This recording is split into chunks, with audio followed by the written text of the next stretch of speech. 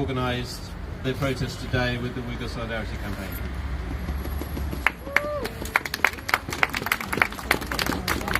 Thank you, David. Thank you, everyone, for coming here today. And it has been 23 years since Ghulja Massacre happened. Actually, I was in Ghulja on that day, although I wasn't at the scene, but the aftermath of the massacre was absolutely terrible. And the memories are still very fresh. I would like to just share some of the stories that happened during that massacre.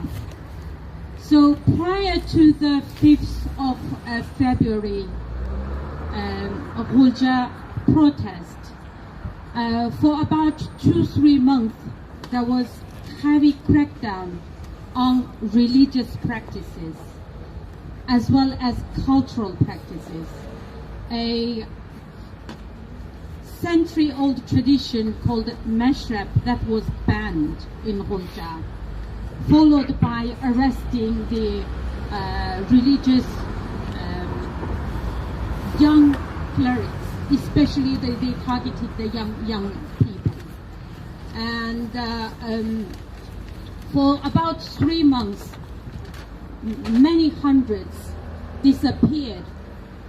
And for that, on the 5th of February, young men and women from neighboring town of Ghulja city all came and gathered in a place called Tashlabgah before marching to the city hall. Initially there were a few hundreds, then people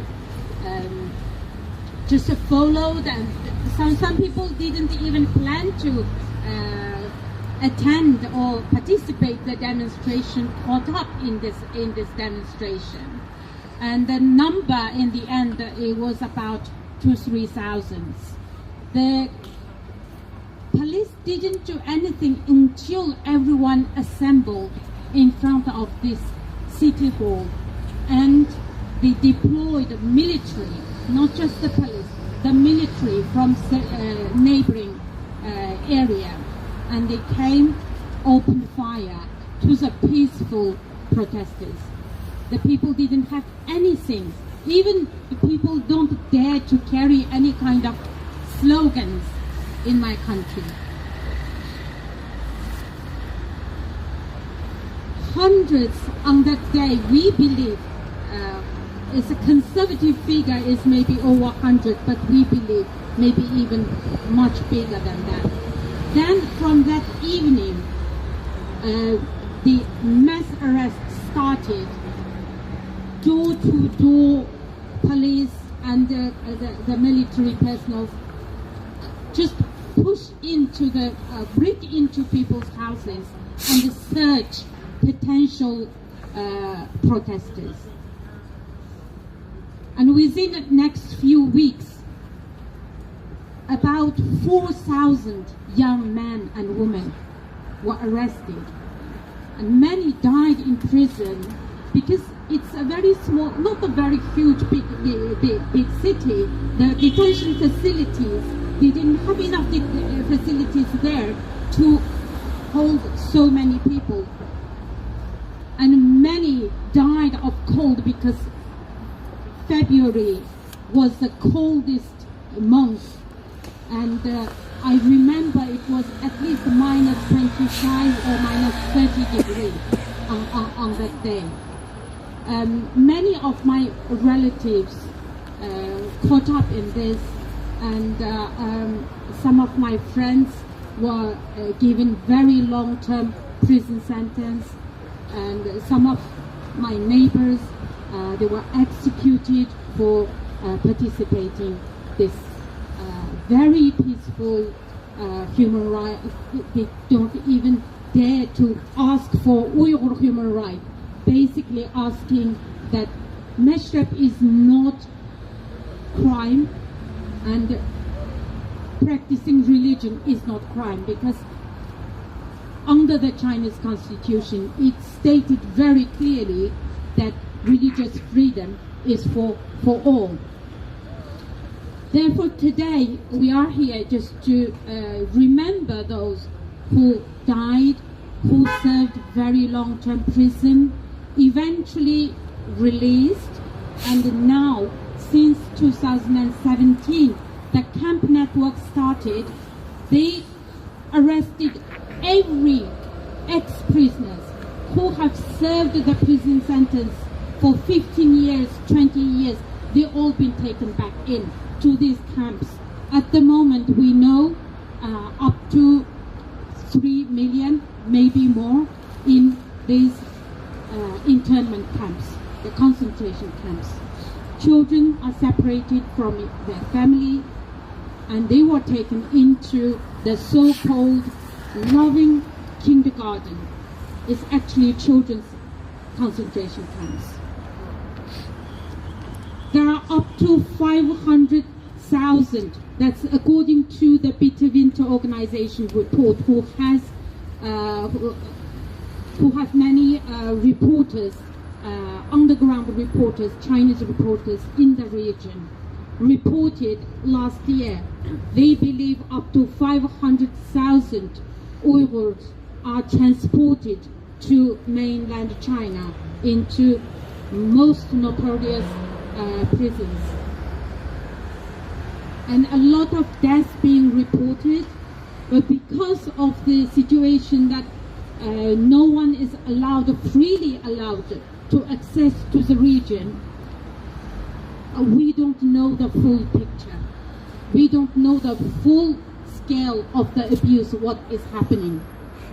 Only from some ex-prisoners and ex-camp survivors who were released because they were foreign nationals, who were brave enough to give evidence, and we know what has happening inside the camp. And the people who are not taken inside the camps are not free either. They are imprisoned in the house. What I'm saying, the reason I'm saying in the house is that they turned the East Turkestan into biggest prison on earth. The people's movement, every movement, are monitored 24/7. People cannot walk free for 100, 200 meters because they have to go through checkpoints. The Chinese walk through the different passes, and the Uyghurs and other Muslims must go through the strict checkpoints where they have to touch the IDs. And if anyone deemed suspicious, straight away they can just arrest them. And there was one documentary film that I involved working. It's called Undercover Inside China's Digital Gulag. I worked as a consultant and the interpreter for that film. And one Chinese official, when he was interviewed by an undercover Chinese filmmaker, if you see this documentary film, you will see it. He said, this situation here is extreme. Any Uyghurs, if the police think they are suspicious, they just take them away. So the undercover filmmaker asked him, don't you think the Uyghur feel that their human rights are being violated? And this Chinese official said, this is not about violating their human rights. They just don't have human rights. So this is not a statement from me. This is an open statement from a Chinese official. And in that film, there was another scene of one Chinese official said that we need to build a lot of mental hospitals, because even if those people are released from the camps, that they need treatment because they are no longer normal. So even though there are condemnations from many countries, UN, but the situation has not changed. It's still same. It's even worse.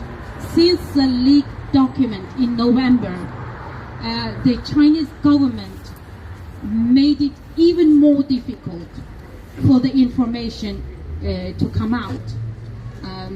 So people inside the country, there is no way they can do anything. Even people who are released from camps, they dare not speak up because there are very, very heavy consequences.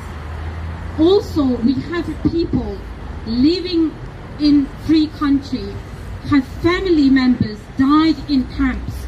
They dare not even report because they have other family members living there because they have to protect them. So this is the situation, and I am very, very grateful because more and more people waking up and supporting from all different community, Muslim, Jewish, Christian, because what we are suffering now, it's human suffering. It's not just a particular religion. It's about the human beings. That what the Chinese are doing, the Chinese government are doing, is crime against humanity. It's openly doing cultural genocide and ethnic cleansing. Although we don't have, a lot of people argue, say there is no mass murder happened yet.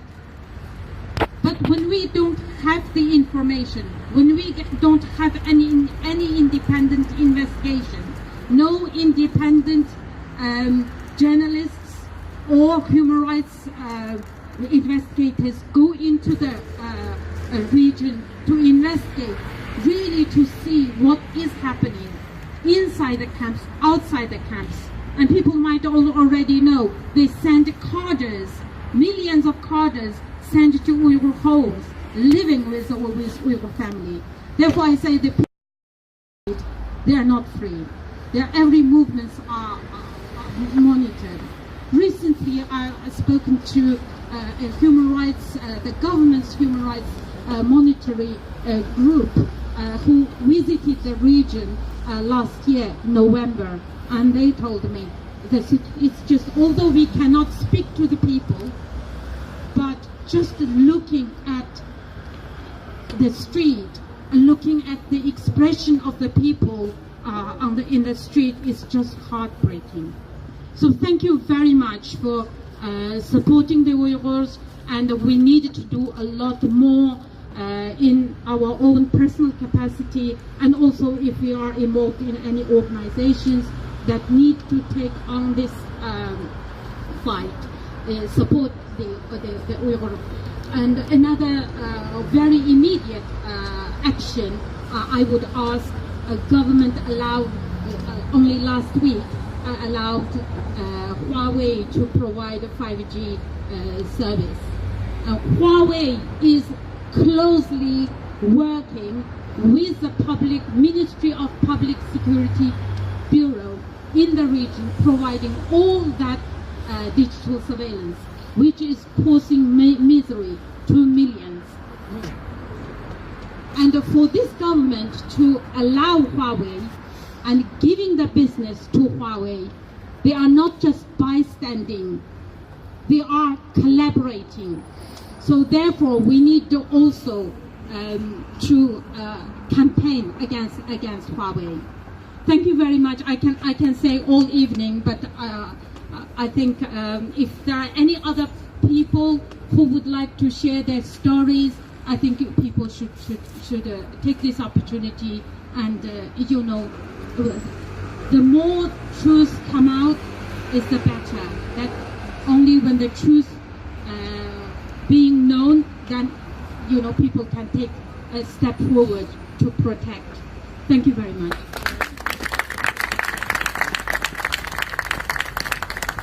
Thank you, Rahima. And just to reiterate the point, I don't know if any of the other comments from the Uyghur community